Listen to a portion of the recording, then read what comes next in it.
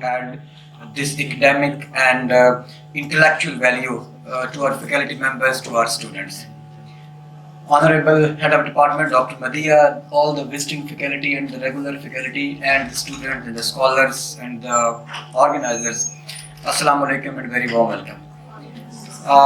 It is certainly a very great pleasure and honor for me to be part of this intellectual activity because what I believe is that knowledge, wherever it is in the world or outside, it is always contagious, and this is our moral and ethical responsibility to impart to our future generations whatever we know, because that is the best value you can create in the life of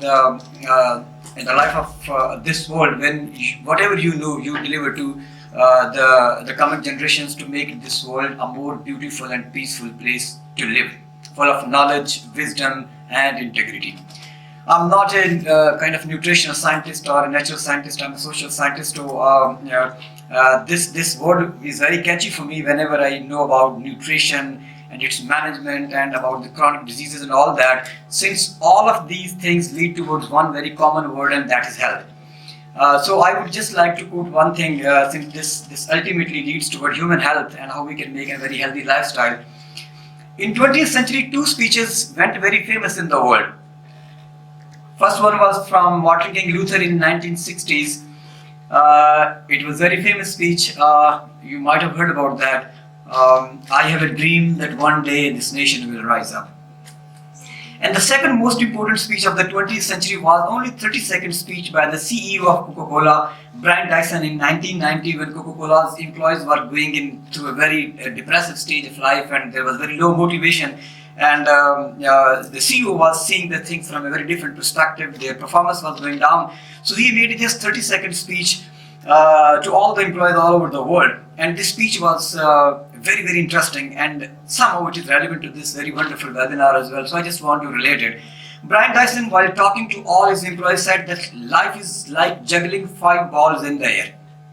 Life is like juggling 5 balls in the air. All of us are like juggling always 5 balls in the air, and those 5 balls are: one is your family, second one is your friends, third one is your spirit, fourth one is your career, and the fifth one is your health. So if you just look at these 5 things, we always are trying to create a balance in between these 5 things. We are managing families, we are managing friends, we are managing our heart, our soul, our spirit, we are managing our career at the same time, and at the same time we are trying to manage our health as well. But what interesting thing in this speech was, Brian Dyson said that out of these 5 balls, 4 balls are made of glass and only 1 ball is made of rubber. Your friends, your family, and your spirit, and your health. These 4 balls are made of glass, and the one, your career, is made of rubber. So what difference is anything which is made of glass? If you are just juggling and you're trying to create a balance, and if it falls down, it always gets some cracks and it never comes back to its original shape.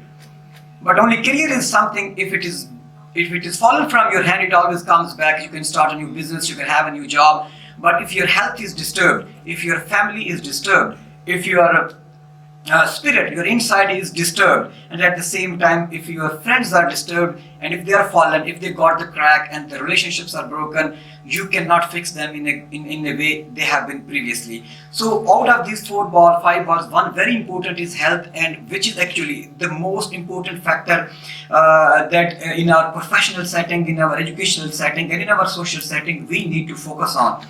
And such kind of activities in developing countries like Pakistan, we need a lot of awareness on such topics, and we need a lot of such intellectual input, so that accordingly we can create value in life of the common people. So this topic is very much close to my heart, and if the world's biggest CEOs are talking about having a good health, because a good health and a very progressive lifestyle is the only thing that can make Pakistan a very promising country and can ensure the bright future of this beautiful country. Before just closing my remarks, I was just leaving a note of thought for the participants and for our resource person and for our students as well. I read about world famous nutritionist and the recipist Jamie Oliver.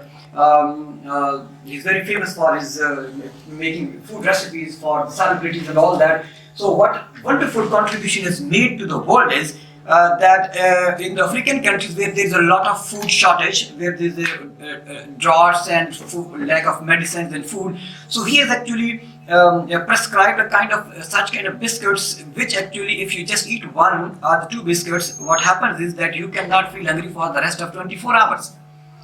So in Pakistan, what we feel is that over 30% of the population is living below poverty line. If you just go for the statistics, there are many hundreds and thousands of people who cannot afford 2 or 3 times meal in a proper way. So I would request to all this intellectual community that during all your discussions, during all your research, during all your activities about reducing the obesity and giving a good healthy lifestyle to the people, controlling the diabetes, do think of the people in this country, in Pakistan, who cannot afford 3 or 4 times meal a day. Either you people can devise something like that, a kind of recipe that maybe if somebody eats one simple biscuits and that can actually help him to survive for the rest of 24 hours of the day. And I guess that is the best contribution one can make if you can just directly create an impact on life of the common person in Pakistan who are voiceless and who are less fortunate. And that is our moral, official and intellectual responsibility to leave a legacy which is unperishable, to make this country a beautiful country and to make these people very healthy, very progressive, with a very dynamic lifestyle to live. Once again, I would like to thank you, Dr. Madiga, for inviting me in this intellectual activity. And once again, I thank you to Dr. Habib Aslam Saab, Dr. Ziauddin Saab, and Dr. Shahzad Saab for taking out time and creating this value. And especially Dr. Ziya Saab, if he's in the United Kingdom, certainly we have a 4 or 5 hours time difference early in the morning. So this was certainly a big trouble for you, but we really thank you for sparing time. We understand that this difference of time zone sometimes.